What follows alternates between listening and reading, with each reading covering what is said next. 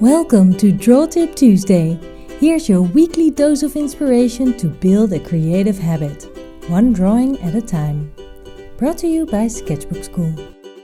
How do you draw highlights? That's a question I hear quite often. I'll try to answer it here at Draw Tip Tuesday, trying to fit it in a few minutes video. Let's pick up an everyday subject, a fork. Well, drawing a fork means tapping into the part of the brain that looks at negative spaces, the spaces around your subject.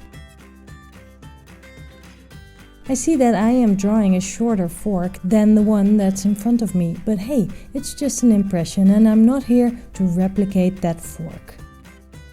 To capture the highlights on a metal object like this, you actually need to make sure to leave whites wherever you see a shimmer, shine or reflection in your subject. By not drawing the highlights and by emphasizing on the darker shades that you see, you will get an accent on those light bits. So I am closely looking at the shadows and shades that I see in my subject.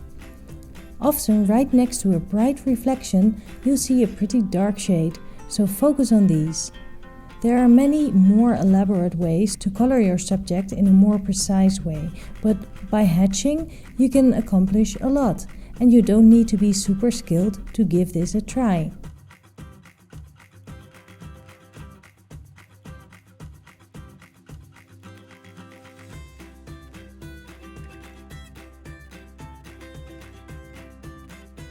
Don't forget to add the drop shadow too, to make your subject sit on a surface rather than float on the paper.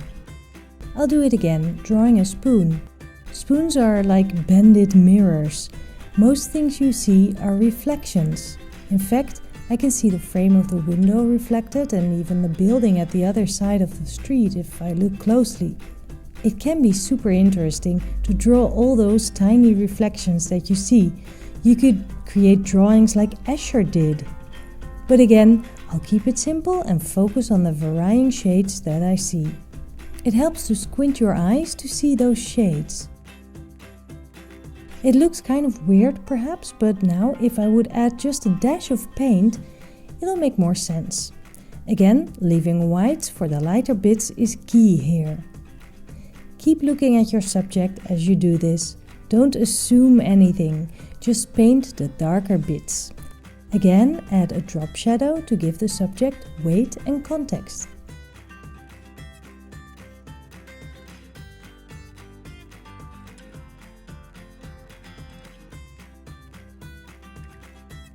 I'm definitely not a watercolor expert and I'm sure there's different ways to do this, but I do know that just a tiny bit of watercolor can make a big difference. Just a thin watery layer of color adds to the metal feel of the fork drawing. I hope that this quick tutorial was of any help and that you'll give it a go yourself. If you want to learn more about watercolors and drawing from life, go to sketchbookschool.com and sign up for one of the classes.